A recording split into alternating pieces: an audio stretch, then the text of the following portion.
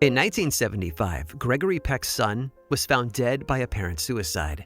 It was only a month before the famed actor was due to begin shooting a new film, and although racked by grief, the show must go on, so he boarded a plane and headed for the set, which is when his plane was struck by lightning. Miraculously, Peck landed unharmed, but shortly after, the film's producer Mace Newfield's plane was also struck by lightning on the way to the set. Newfield, too, survived, only to nearly perish a second time when the hotel where he was staying was bombed by the IRA. Next, the film's crew hired a small plane for some aerial shots, but much to their chagrin, it was given to another group at the last minute. It turns out that was the luckiest thing that could have ever happened to them, because that plane crashed, killing everyone on board. It sounds like a sequence out of Final Destination, and it doesn't end there. Next came the animal handler, brought on for a day to help calm some particularly unruly baboons featured in a zoo scene. All went fine until the following day when the handler left set only to be mauled to death by a tiger. And even the editing process was difficult. Some of the scenes were quite tricky by 1975 standards, by the way, like the one in which a character had to appear to be decapitated by a sheet of glass. Don't worry, that process went fine. At least they thought it did, because just like the ending of a horror movie, the devastating climax would arrive right when everyone thought they were safe. Only 9 weeks after the film opened, special effects supervisor John Richardson was driving with his assistant when their car crashed. Richardson survived, but his assistant was not so lucky. And if you're wondering how she died, I have to tell you, she was decapitated. It's the kind of story that makes you wonder if maybe the devil really does come for you when you speak his name.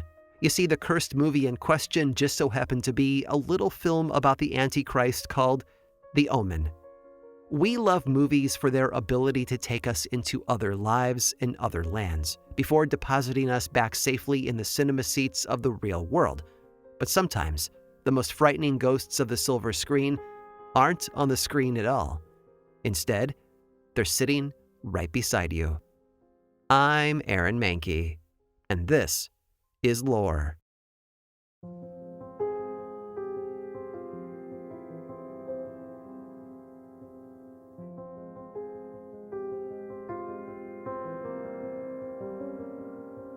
Let me offer you a riddle.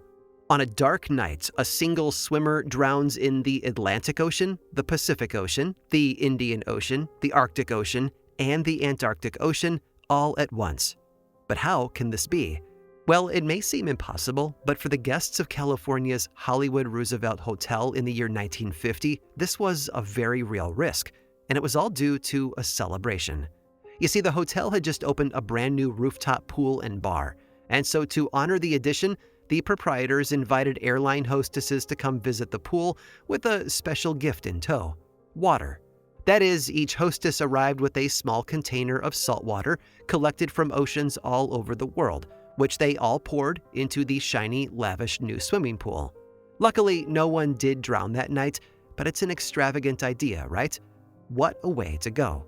But the Hollywood Roosevelt Hotel wasn't new to being over the top. Located on the Los Angeles Hollywood Boulevard, the establishment had been the brainchild of a number of jazz-age cinema bigwigs, including Douglas Fairbanks, his movie star wife Mary Pickford, producer Louis B. Mayer, and more.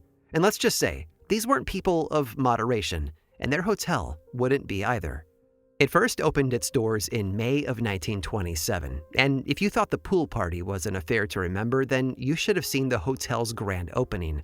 Movie stars wafted through the 300 guest rooms, dripping in silk and pearls. Celebrities like Clara Bow and Will Rogers and Gloria Swanson mingled and drank.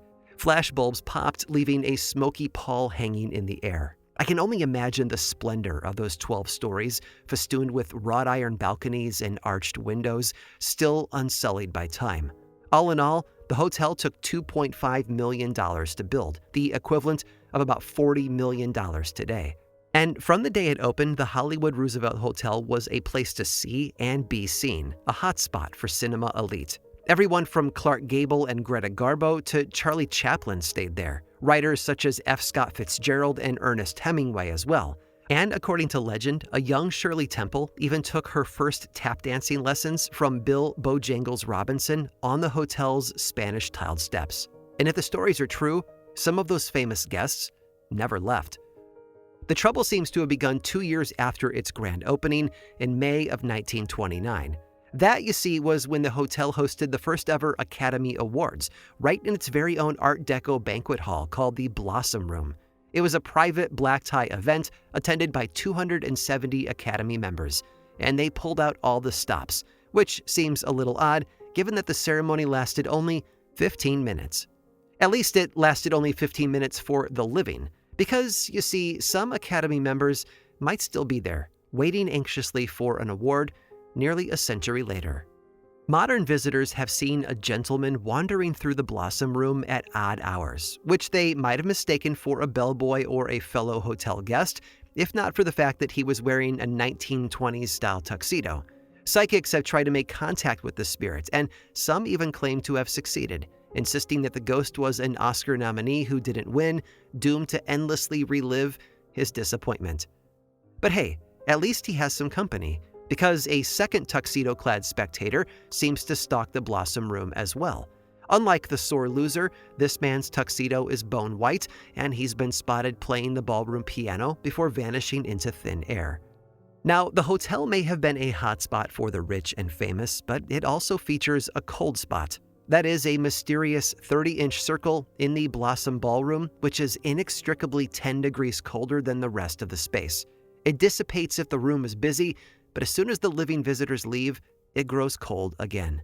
And then there are what can only be described as the bad vibes. Several psychics have felt a great deal of anxiety in the ballroom, residue from those tense moments at the first Oscars perhaps, or maybe it has a little something to do with the Academy itself. You see, the Academy Awards weren't started out of a wholesome love for entertainment.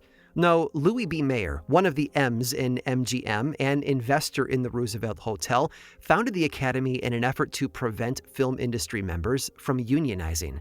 That's right, all that glitz and glam began as a way to suppress workers' rights. And really, what's spookier than a union buster?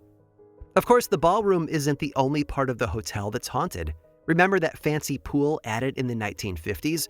Well, maybe the unnatural mix of ocean water unleashed a sort of ancient spell, because that pool appears to be an absolute magnet for supernatural events.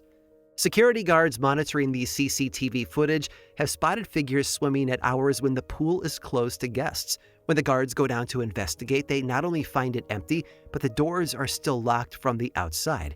On one occasion, a guard checking on the pool waved his hands at the camera to indicate to his watching colleague that the place was empty, only for the footage to reveal the guard's hand passing through a human figure's head.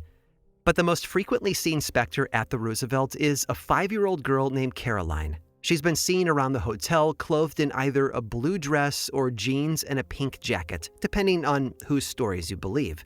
According to one tale, both Caroline and her brother drowned in the pool while their father was out running errands. Now, to be fair, our researchers found no evidence of this story in the actual historical record. But even so, if the drowning legend were true, it certainly didn't affect Caroline's love of water, because she's been seen splashing merrily in the hotel's jacuzzi. In some Caroline legends, she approaches guests claiming to be looking for her father. In others, she's worried about her mother. But no matter the details, one thing stays the same with each retelling. She doesn't look like a ghost. On the contrary, she looks like a living girl, so much so that receptionists and guests alike have mistaken her for a normal kid, skipping around the lobby and singing. Of course, it's not only nameless tuxedoed men and dancing little girls who haunt a place like the Roosevelt. This is Hollywood, after all, a place of glamour and stardom. No, if the Roosevelt was going to be haunted, then it would be haunted by the best. And by that I mean by the ghosts of movie stars.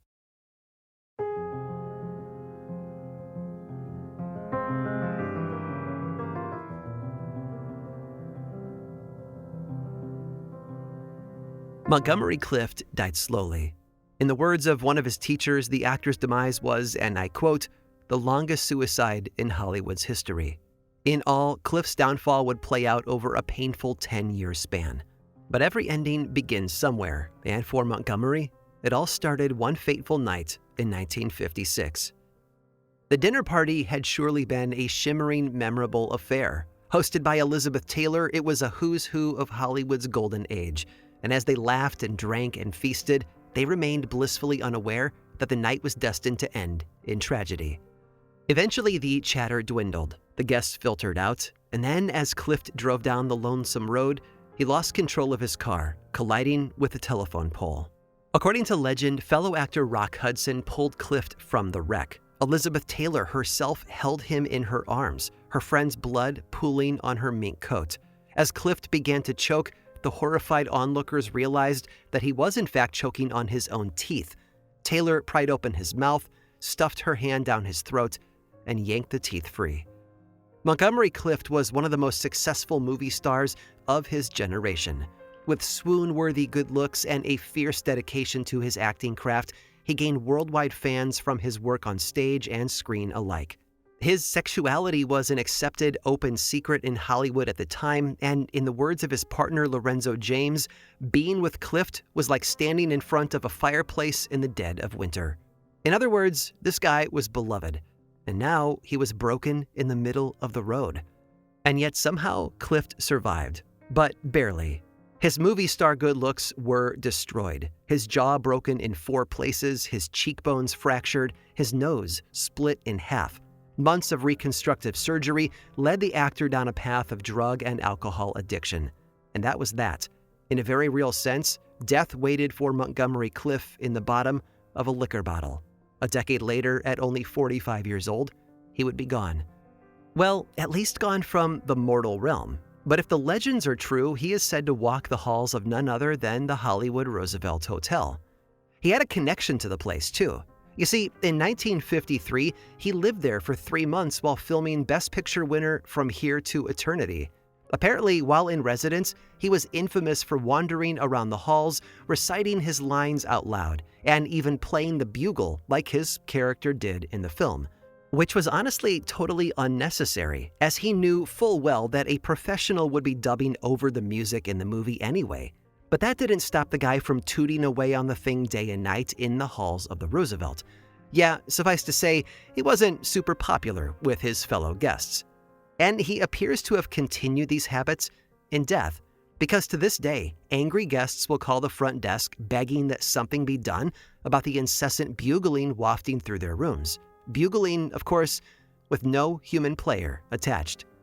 Montgomery Clift's ghost hasn't only been heard, but also seen walking the corridors like he did in life. Some people have even felt him brush up against them, but the most intense interactions take place in room 928, Clift's former room, from all those years ago. Guests there insist that he's turning up the heat and flipping on the radio, opened and shut the windows, even moved luggage around the room. One woman staying in 928 awoke in the dead of night to see a man in a top hat sitting on her suitcase, gazing out the window. Montgomery Clift may have checked out of the mortal realm, but it seems he forgot to check out of the Roosevelt Hotel. And he isn't the only lingering presence there. No, it seems that one of Clift's co-stars stuck around as well, and you might have heard of her. Her name is Marilyn Monroe. Now, when I say tragic Hollywood starlet, she is surely the blonde bombshell that comes to mind, and most of us are familiar with her tale of woe. Her humble beginnings as Norma Jean, her rise to stardom, her iconic roles in films such as Some Like It Hot and Gentlemen Prefer Blondes, and of course, who could forget that sultry rendition of Happy Birthday crooned at JFK. And you probably also know that she led a difficult life, riddled with mental illness, physical hardship, and drug abuse, ultimately culminating in a fatal deliberate overdose on sleeping pills at the young age of 36. But what you may not know about Marilyn is that she spent a full 2 years living in the Hollywood Roosevelt Hotel. It was back in the very beginning of her career. In fact, her very first professional magazine shoot as a model took place at none other than that infamous Roosevelt swimming pool. Today, her former room is known as the Marilyn Suite, and many believe that, like Montgomery Clift, a little something of Marilyn clings to the space, refusing to move on. One story that stands out dates to mid-December of 1985, just before the hotel reopened after extensive renovations. Now, that detail is important because apparently many of the Roosevelt's ghost stories come from around the same time. It's believed that the construction sort of, stirred up the spirits and caused a bit of an otherworldly rampage. But let's start at the beginning. When Marilyn Monroe had lived at the hotel, she had requested a full-length mirror framed with dark wood to be placed in her room. She was a model, after all. A good mirror was a tool of the trade. Well, after her death, the mirror was moved to the hotel manager's office, and there it sat, gathering dust. Too much dust, apparently, because on one fateful day in 1985, a hotel employee named Suzanne took it upon herself to clean the glass. As she swept a cloth across the mirror's face, Suzanne froze. There, right where her hand was dusting, hovered the reflection of a woman whose hair, I might add, was unmistakably blonde. Whipping around, Suzanne turned to speak to the girl, but no one was there. She turned back to her work, and there she was again, trapped in the shimmering silver glass. Now, okay, there might be a reasonable explanation for all of this. According to skeptic Joe Nickel, the cleaner probably experienced a moment of pareidolia, which is the brain's tendency to see recognizable patterns, such as faces where there are none. Our brains hate randomness and will do anything to replace chaos with good sense. If you've ever lain in a meadow and picked images out of the clouds, then you know what I mean. So, could Suzanne have mistaken a swirl of cleaning fluid for a dead movie star? Maybe. But maybe not. I guess we'll never know. Oh, and by the way, Marilyn and Montgomery Clift didn't just frequent the same haunts in death, but in life as well. They actually appeared in a movie together, just one. Supposedly, Clift was brought onto the project not just for his acting chops, but to be a soothing companion to Marilyn. Maybe it was because they were going through similar addiction battles. Maybe it was just because Clift was a really nice guy. But whatever the case, the scheme didn't work. Little did they know, but the film, called The Misfits, would be Marilyn Monroe's final movie. And in Marilyn's own words, Clift was, and I quote, "the only person I know who is in even worse shape than I am." And honestly, there's something poignant about imagining Marilyn and Montgomery together, eternal companions in the Hollywood Roosevelt Hotel. Two tragic figures with similar downfalls. Clift may have failed to save Monroe in life, but perhaps now they're saving each other in death.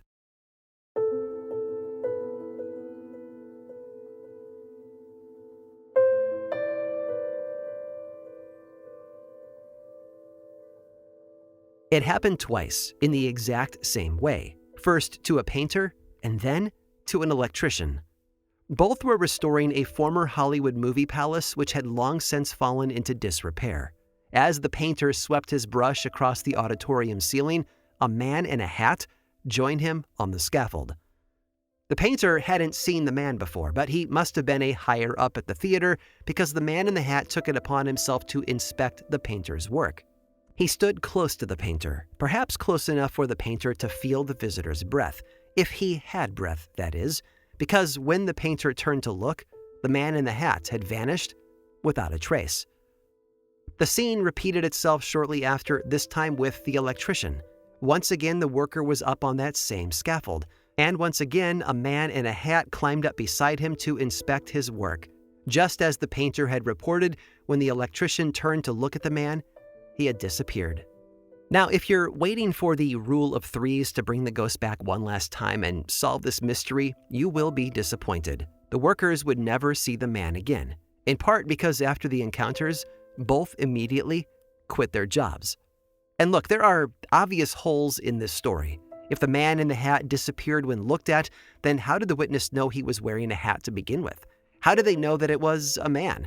Did they merely hear the scaffold creaking and mistake it for footsteps, letting their mind fill in the rest? Heck, did the painter and electrician even exist to begin with? Or is the whole thing just a tall tale?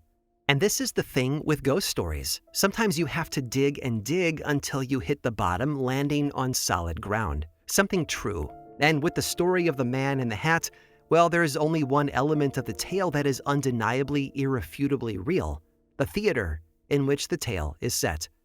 It's called the Pantages Theater, and it's no stranger to ghost stories. Since its founding nearly a century ago, the Pantages has collected countless rumors of spooks and specters haunting its stage. Located about a mile down Hollywood Boulevard from the Hollywood Roosevelt Hotel, the theater was built by and named for Alexander Pantages, a major player in the 1920s vaudeville scene. Now, I highly recommend looking up a photo of the place because its opulence truly needs to be seen to be believed, but I'll do my best to describe it to you now anyway. Opened on June 4th of 1930, the Movie Palace looked like, well, a palace. Designed to be a cinema and live vaudeville theater alike, it is a stunning two-story Art Deco building with an elaborately carved stone facade and shining marquee. The interior is lit with massive chandeliers dripping like stalactites from the vaulted arch ceiling. 2 grand staircases flank the lobby, featuring Egyptian and Assyro-Babylonian-style statues. One statue even depicts a film crew in action, gleaming like gods. And then, of course, there is the stage itself, a massive proscenium of dazzling lights and pooling velvet curtains, all encased in an intricate gold and bronze geometric frame. The Pantages isn't just a theater, it's a cathedral, worshiping the art of cinema.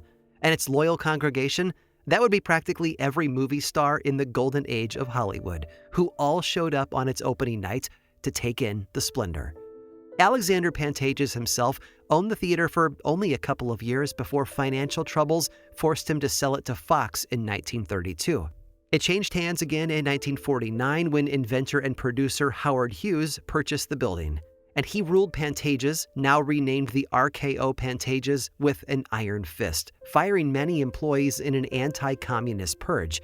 Maintaining an apartment, office, and private screening room of his own on the second floor, Hughes was king of the castle until 1955. And he was quite a character, to say the least. In addition to owning RKO Pictures, one of the biggest film production studios of the Golden Age, he was also an avid contributor to aviation science. He spent much of the 30s and 40s beating all sorts of airspeed records as one of the richest people in the world, and he used his wealth to design and build innovative aircrafts, the likes of which science had never seen before. And he was also famously reclusive. Debilitating OCD cursed him with a terror of contagion and germs so strong that he retreated into complete seclusion. And midway through his tenure at the Pantages, he sealed himself away from the outside world forever. Time went on. The theater changed hands again. From vaudeville to talkies to color and touring Broadway shows, entertainment transformed, and then the Pantages transformed with it. But then again, some elements seem to become frozen forever in time, like, for example, a certain ghostly man in a hat, because the figure reported by the painter and the electrician is said to be none other than Alexander Pantages or Howard Hughes, keeping an eye on their beloved theater. And Howard Hughes popped up in other ghost stories as well. In 1992, an executive assistant working on the second floor was said to have seen an apparition in a men's suit walking down the hall and around the corner toward where Hughes kept his office. Others have spotted him sitting in the back row of the balcony, watching actors rehearse on stage before live shows. In the 1980s, construction workers doing renovations reported feeling an eerie presence, accompanied by a cold breeze and the scent of cigarette smoke, while in the 1990s, bangs and thumps reverberated throughout the second floor. This, by the way, was shortly after a break-in, which, some say, upset the spirits. But it's not just theater owners who haunt the place. Take the story of the helpful ghost who, when the power went out, gently led a disoriented wardrobe assistant by the elbow until she safely reached an exit. Or the tale of a woman who died in the theater's mezzanine while watching a movie in 1932. In some versions of the legend, she died of natural causes. In others, she took her own life. Whatever the case, she was said to have been an aspiring singer, evidenced by the ethereal voice rising from the empty mezzanine. Some say she is still trying to audition for a production, hoping for her big break. And apparently ghosts can even learn something new, because she seems to be an Andrew Lloyd Webber fan, often singing tunes from Joseph and the Amazing Technicolor Dreamcoat and Phantom of the Opera, both of which were written far after 1932. Although, then again, maybe the logic of dates doesn't matter, because you see, there is no historical record of any woman ever dying on that mezzanine floor. Which obviously leaves us with one single burning question. Who then is up there singing?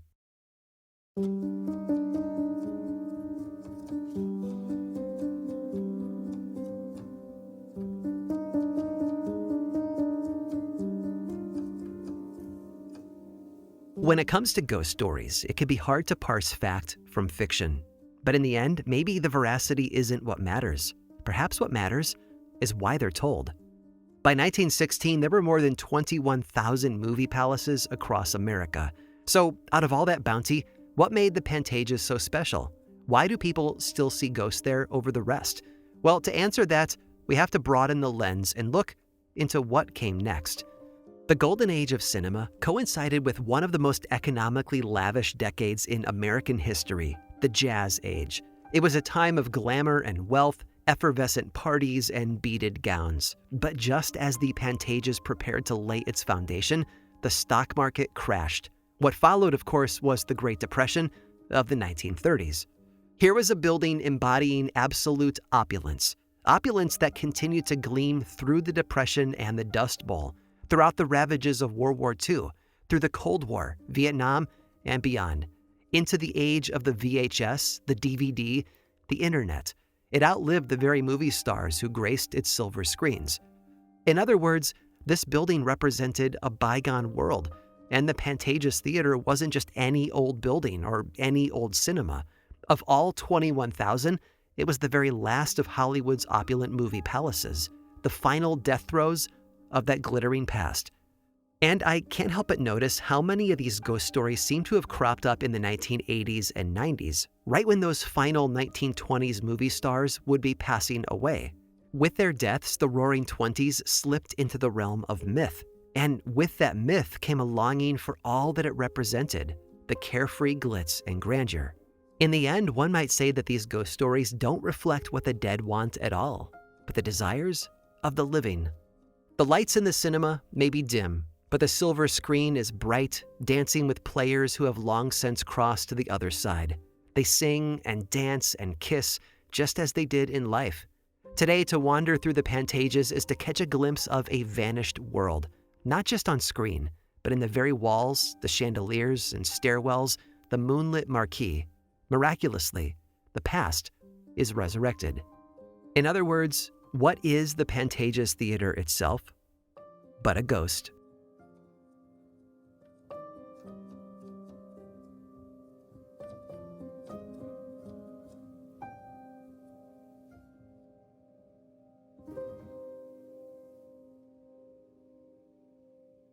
I hope today's trip to the cinema gave you the entertainment you were looking for. It never ceases to amaze me how many of the normal, seemingly mundane parts of our lives actually have shadows in every corner.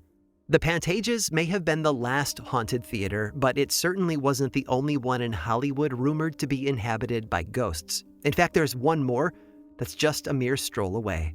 Stick around through this brief sponsor break to hear all about it.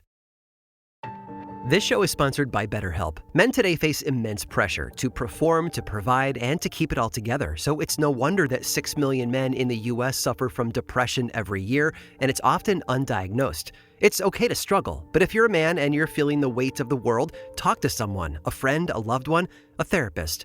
I know how important and helpful therapy can be, and it isn't just for folks who have experienced major trauma. Therapy is helpful for learning positive coping skills and how to set boundaries in your life, and it can empower you to be the best version of yourself. With over 35,000 therapists, BetterHelp is the world's largest online therapy platform, having served over 5 million people globally. And it works, with an App Store rating of 4.9 out of 5 stars based on over 1.7 million client reviews. It's convenient, too. You can join a session with a therapist at the click of a button, helping you fit therapy into your busy life. Plus, switch therapists at any time. As the largest online therapy provider in the world, BetterHelp can provide access to mental health professionals with a diverse variety of expertise. Talk it out with BetterHelp. Our listeners get 10% off their first month at betterhelp.com/lore. That's BetterHelp, HELP.com/lore. This episode was also sponsored by Warby Parker. I don't think I know anyone who loves buying new glasses. The exam, picking out the frames, wondering if they'll work for you. I've been there many times, and it is definitely frustrating, but Warby Parker changed all that. Warby Parker glasses start at $95 and include prescription lenses with anti-reflective, scratch-resistant coatings. They use nothing but premium materials in each frame and design every frame in-house with a collection of silhouettes, colors, and fits made to suit every face. You can shop them online, at home, or in one of their over 270 retail locations across the US and Canada, where you can get styled by one of their friendly expert advisors. Many Warby Parker locations even offer comprehensive eye exams starting at $85, and they offer free shipping and free 30-day returns. Now, full confession, I'm getting older. I wasn't young when I started this show 10 years ago, which means that I now wear progressive lenses, which are more complicated to get just right. So naturally, like you probably, I was worried that buying them online would be too tricky for the thing that I needed them to do. But the ordering process was a breeze, and these glasses, which I am wearing right now in the booth, are absolutely amazing. Warby Parker has over 270 locations to help you find your next pair of glasses. You can also head over to warbyparker.com/lore right now to try on any pair virtually. That's warbyparker.com/lore. warbyparker.com/lore. This episode was also sponsored by Squarespace. Squarespace is the all-in-one website platform designed to help you stand out and succeed online. Whether you are just starting out or you're scaling your growing business, Squarespace gives you everything that you need all in one place. Now, as a former graphic designer, I know firsthand how tough it can be to craft a brand and a website around who you are and what you do. But Squarespace makes it so incredibly easy. Squarespace gives you everything you need to offer services and get paid all in one place. From consultations to events and experiences, showcase your offerings with a customizable website designed to attract clients and grow your business. Get paid on time with professional on-brand invoices and online payments, and streamline your workflow with built-in appointment scheduling. Squarespace has cutting-edge tools that are meant to give you the boost you need to craft a beautiful site around you and your brand. Their library of professionally designed, award-winning website templates lets you use drag-and-drop editing, beautiful styling options, and unrivaled visual design effects. No experience required. And Squarespace uses basic information about your industry, your goals, and your personality to generate personalized design recommendations. Plus, their Squarespace email campaigns option has all the tools you need to engage clients, promote your services, and grow your business. Get started today. Head over to squarespace.com/lore for a free trial, and when you're ready to launch, use the offer code LORE to save 10% off your first purchase of a website or domain. Squarespace. Build something beautiful. And finally, this episode was made possible by Mint Mobile. You know what doesn't belong in your epic summer plans? Getting burned by your old wireless bill. While you're planning beach trips, barbecues, and 3-day weekends, your wireless bill should be the last thing holding you back. But thankfully, Mint Mobile is here to help. It's the coverage and the speed that you're used to, but for way less money. So while your friends are sweating over data overages and surprise charges, you'll be chilling, literally and financially. You can even use your own phone with any Mint Mobile plan and bring your own phone number along with all your existing contacts. Ditch overpriced wireless with Mint Mobile's limited time deal and get 3 months of premium wireless service for $15 a month. And look, if I needed a new mobile provider right now, this is what I would use. I have watched Grim and Mild teammates set up their Mint Mobile plans, and it is incredibly simple. Plus, the savings are just too good to pass up. This year, skip breaking a sweat and breaking the bank. Get your summer savings and shop premium wireless plans at mintmobile.com/lore. That's mintmobile.com/lore. Upfront payment of $45 for 3-month 5 GB plan required, equivalent to $15 per month. New customer offer for first 3 months only, then full price plan options available. Taxes and fees extra. See Mint Mobile for details.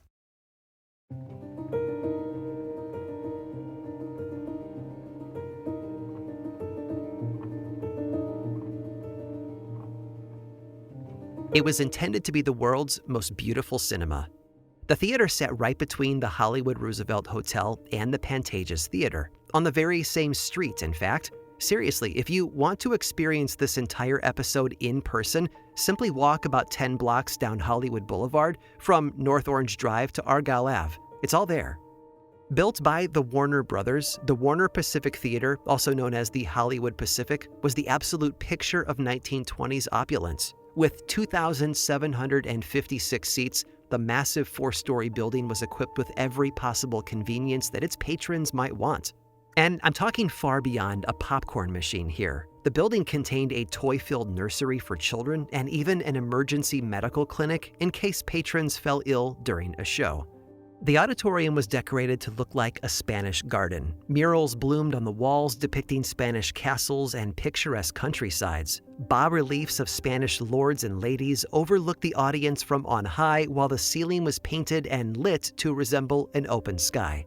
And yet, despite its bounty and its beauty, the Warner Pacific Theater may have been doomed before it even opened, cursed by the very man who created it. You see, the Warner brothers, specifically Sam Warner, wanted the theater to serve as the opening location for 1927's film The Jazz Singer. The Jazz Singer was the world's first talkie, so everyone knew it would be a huge moment for cinema, and whatever theater had the privilege to host its premiere would undoubtedly go down in history. Now, Sam Warner was involved with the sound production of the film and even personally oversaw the installation of the sound system in his theater to accommodate it. In short, he was dead set on hosting the Jazz Singer's premiere. But alas, as construction crews raced to complete the theater in time for the movie's release, it became clear that they weren't going to make it. According to legend, when Sam realized this, he stood in the lobby and cursed at the theater. Little did he know, in cursing the theater, he also cursed himself. The premiere of The Jazz Singer was moved to New York City, and Sam didn't attend. Not out of spite, mind you. No, the very day before The Jazz Singer opened, 40-year-old Sam Warner suffered a freak brain hemorrhage and died. Of course, this meant that he would never see his own theater open its doors either, which it did on April 26th of 1928. Al Jolson, the Jazz Singer's lead man, served as master of ceremonies on opening night, and a plaque memorializing Sam was hung in the lobby. Naturally, the rumors began almost immediately. Visitors whispered of an apparition flickering through the lavish building, of the elevator moving between floors all on its own, chairs being shuffled, and someone or something scratching on doors. And it's no surprise that these happenings were all attributed to Sam Warner. Sam would be seen puttering studiously in the upstairs offices and pacing the lobby near the plaque in his honor. One staff member even reported seeing Sam cross the lobby, press the elevator button, and ride it up to the second floor. Sadly, these days, Sam has been joined by another ghost, that of the theater itself. First came the extensive renovations that destroyed many of the interior's lavish touches, then interference from subway construction in the 1990s, followed by an earthquake in 1994 that caused further damage.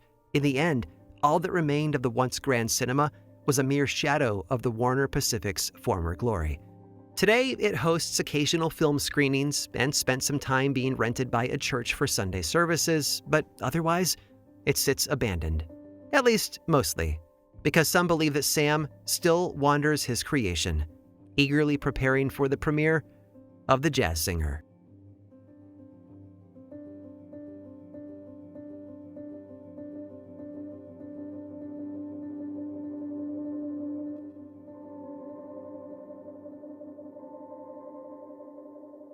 This episode of Lore was produced by me, Aaron Mahnke, with writing by Jenna Rose Nethercott, research by Cassandra De Alba, and music by Chad Lawson. Don't like hearing the ads? I've got a solution for you. There is a paid version of Lore on Apple Podcasts and Patreon that is 100% ad-free. Plus, subscribers there also get weekly mini episodes that we call Lore Bites. It's a bargain for all of that ad-free storytelling and a great way to support this show and the team behind it. Learn more about your ad-free options over at lorepodcast.com/support. And of course, Lore is much more than just a podcast. There's the book series available in bookstores and online, and 2 seasons of the television show on Amazon Prime. Information about all of that and more is available over at lorepodcast.com. And you can also follow this show on various social media platforms like Blue Sky and YouTube. Just search for Lore Podcast, all one word, and click that follow button. And when you do, say hi. I like it when people say hi. And as always, thanks for listening.